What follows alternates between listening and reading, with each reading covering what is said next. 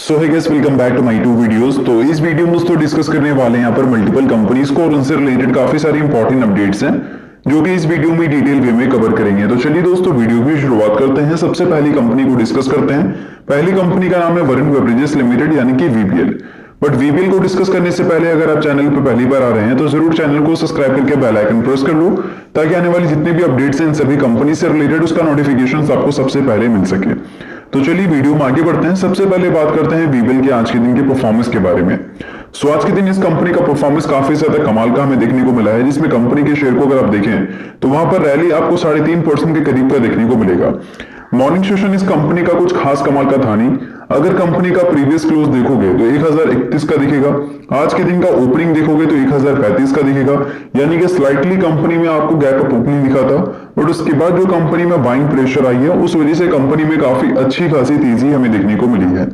अब buying pressure इस company में क्यों आया है, इसका एक काफी बड़ा रीजन है। आप कंपनी की रिसेंट परफॉर्मेंस की बात करें तो यहाँ पर कंपनी के शेयर में गिरावट आपको देखने को मिल जाएगी और ये गिरावट का नंबर करीब 3.5% है। अब देखा जाए तो 3.5% कोई भी कंपनी में जब गिरावट होता है तो उसको कोई मैसिव गिरावट तो नहीं बोला जा सकता। बट वीबीएल का जो हिस्ट्री है उस हिस्ट्री के हिसाब से अगर 5% या 10% का गिरावट जब भी इस कंपनी में होता है तो वहां पर काफी बल्क में इन्वेस्टमेंट आती है और उस इन्वेस्टमेंट की वजह से काफी सारे जो इन्वेस्टर हैं वो काफी ज्यादा यहाँ पर प्रॉफिट करते हैं, क्योंकि वीबीएल में फटाफट आपको रिकवरी देखने को मिल जाती है। और वही सिनेरियो सेम आज के दिन भी आपको देखने को मिल रही है। रिसेंटली जो कंपनी में लगातार नेगेटिव क्लोजिंग आ रही थी, उस नेगेटिव क्लोजिंग के बाद आज के दिन काफी ह्यूज बाइंग कंपनी में आई है, जिस वजह से कंपनी का शेयर 3.5% के आसपास पॉजिटिव आपको ट्रेड करता हुआ दिख रहा है। और दोस्तों साथ में कंपनी के टेक्निकल्स की भी बात कर लेते हैं। तो रिसेंटली अगर देखा जाए तो कंपनी का ये एक काफी इंपॉर्टेंट रेसिस्टेंस था जिसका कंपनी ने यहाँ पर ब्रेकआउट किया था। उसके बाद उसको कंपनी ने रीटेस्ट भी किया था, बट उसके बाद अगर देखा जाए तो कंपनी ने इसी इंपॉर्टेंट रेसिस्टेंस के बॉटम पे जाकर आपको लगातार क्लोजिंग दिखाती हुई नजर आई थी। बट आज के दिन उसी बॉटम से कंपनी के शेयर में काफी अच्छी खरीदारी हमें देखने को मिल रही है। अब देखो, जब भी एक रेसिस्टेंस है उसका एक ब्रेकआउट होता है तो वो रेसिस्टेंस कंपनी का बन जाता है सपोर्ट। सेम चीज यहां पर कंपनी के साथ देखने को मिला। ये जो रेसिस्टेंस है कंपनी का, इसका जब कंपनी ब्रेकआउट की तो उसके बाद ये कंपनी का बन गया सपोर्ट। कंपनी ऊपर जाने के बाद इसी पे आकर साइडवेज मूवमेंट दिखा रही थी और जब भी एक रेसिस्टेंस का ब्रेकआउट होने के बाद उसी पे कंपनी अगर साइडवेज मूव परफॉर्म करती है तो जनरली वहां पर तेजी की एक्सपेक्टेशन बढ़ जाती है। और वीबीएल जैसी मोमेंटम वाली कंपनी में ऐसा जब भी सिनेरियो होता है तो वहां पर तेजी का कंफर्मेशन काफी ज्यादा रहता है। सो इस वजह से आज के दिन हमें काफी अच्छी रैली वीबीएल में देखने को मिल रहा है। तो चलिए दोस्तों अगली कंपनी डिस्कस करते हैं। अगली कंपनी का नाम है दीपक नाइट्रेट लिमिटेड। बात करें अगर आज के दिन के परफॉर्मेंस की तो दीपक नाइट्रेट में दीपक चमका है, काफी अच्छी तेजी आपको दिख जाएगी। अभी कंपनी में तेजी करीब आपको 3% तक देखने को मिल रहा है, बट मॉर्निंग सेशन में इस कंपनी में जो तेजी आई थी वो 3 नहीं 3.5-4% के आसपास हमें देखने को मिला था। अब इतनी जबरदस्त तेजी कंपनी में जो आई है इसका 2 पॉसिबिलिटी है। पहला पॉसिबिलिटी यह है कि कंपनी से रिलेटेड जितने भी पॉइंट्स थे, जिस पॉइंट की वजह से कंपनी के नंबर्स आपको वीक होते हुए देखने को मिल रहे थे, वो पॉइंट मैक्सिमम Q3 तक खिंचा सकता है, उसके बाद नहीं खिंचाएगा। अब ये जो पॉइंट है कंपनी के नंबर के खराब आने का, वो है कंपनी का इन्वेंट्री डिस्टॉकिंग यानी कि इन्वेंट्री लॉसेस। और जब भी इन्वेंट्री लॉसेस किसी भी कंपनी को फेस करना पड़ता है तो वो एक शेयर के लिए काफी नेगेटिव इंपैक्ट भरा सिचुएशंस होती हैं, और वही चीज आपको दीपक नाइट्रेट में लगातार देखने को मिल रहा था। कंपनी के शेयर में रिकवरी आ रही थी, कंपनी नंबर रिपोर्ट कर रही है, कंपनी के शेयर में पिटाई हो जा रही है। नंबर रिपोर्ट करते ही कंपनी के शेयर में बैक टू बैक आपको पिटाई देखने को मिल रही थी, बट अब कंपनी के शेयर में वापस से रिकवरी एक देखने को मिल रही है। एक्सपेक्टेशन की Q3 तक कंपनी का जो डीस्टॉकिंग का प्रॉब्लम है वो चलेगा, उसके बाद से कंपनी को कोई ऐसा प्रॉब्लम नहीं होगा। तो अगर Q2 के बदले Q3 के नंबर भी कंपनी का बहुत ज्यादा कमाल के नहीं आते हैं तो इससे बिल्कुल भी आप सरप्राइज मत होना। बट हो सकता है कि Q2 के बिहाफ पे और Q3 के बिहाफ पे अगर नंबर कंपैरिजन करें तो Q3 का नंबर आपको थोड़ा बेटर दिखेगा Q2 के मुकाबले, क्योंकि जो भी डीस्टॉकिंग प्रॉब्लम रहता है कंपनी को वो कंपनी के इनिशियल फेज में ज्यादा रहती है, फाइनल फेज में कम रहती है। और उस हिसाब से कंपनी के Q3 में प्रॉब्लम्स रह सकती है, बट उतना ज्यादा प्रॉब्लम होने का चांसेस काफी कम है। बट Q4 से सभी चीजें कंपनी का नॉर्मलाइज हो जाएंगी।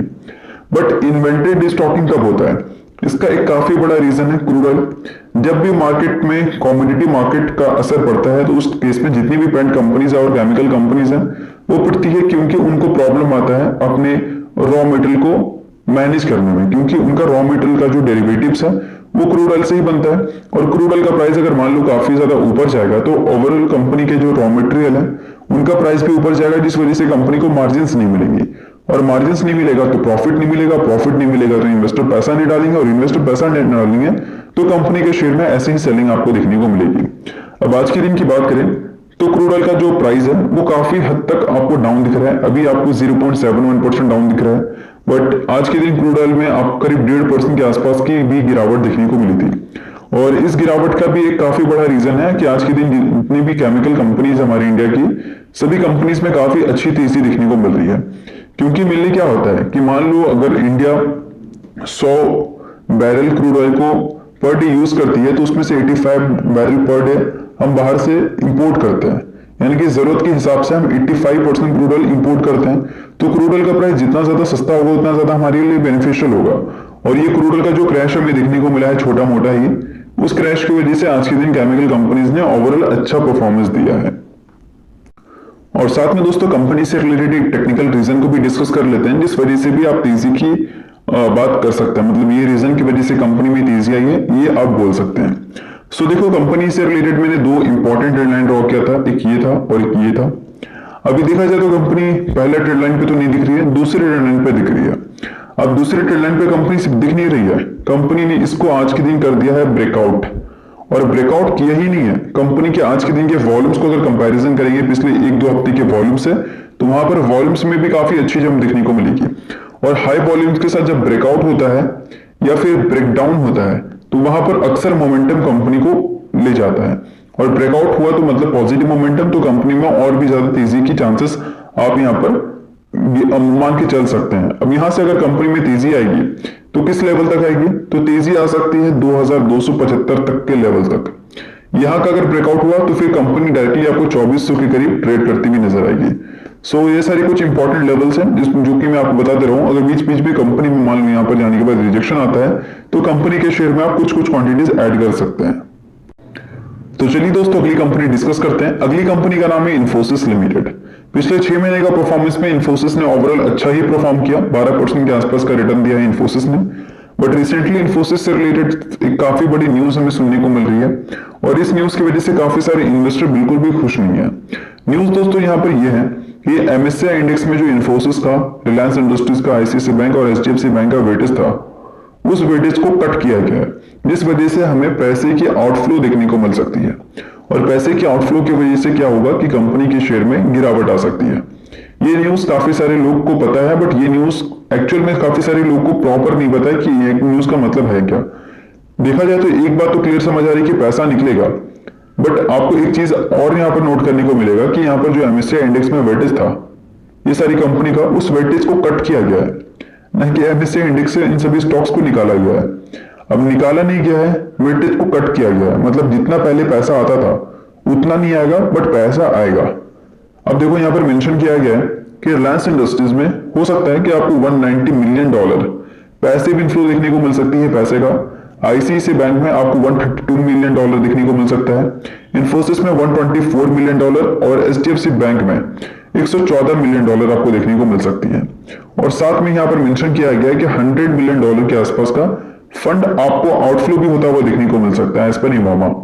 तो ये सारी चीजें देखा जाए तो कंपनी में ये मेंशन किया गया है कि जो पहले पैसा आता था इस कंपनी में जितने क्वांटिटीज में, उतने क्वांटिटीज में नहीं आएगा, उससे थोड़ी कम क्वांटिटीज में आएगा। तो स्टॉक के लिए उतना ज्यादा नेगेटिव पॉइंट नहीं है जितना ज्यादा नेगेटिव पॉइंट मार्केट में रिटेल इन्वेस्टर समझ रहे हैं। तो चलिए दोस्तों अगली कंपनी डिस्कस करते हैं। अगली कंपनी का नाम है एवेंथल। आज के दिन की बात करें तो एवेंथल में आपको हल्की फुल्की तेजी दिखेगी, बट पिछले 6 महीने में कंपनी ने काफी ज्यादा अच्छा परफॉर्मेंस दिया है, 250% के आसपास का रिटर्न। अब रिसेंटली इस कंपनी से रिलेटेड काफी बड़ी अपडेट है। कंपनी ने 2:1 के रेशियो में बोनस अनाउंसमेंट की है, जिसमें कंपनी हर एक इक्विटी शेयर के बदले 2 इक्विटी शेयर दे रही है बोनस के तौर पर। अगर आप इस कंपनी के इन्वेस्टर हैं तो बेशक आपके लिए अच्छी बात है।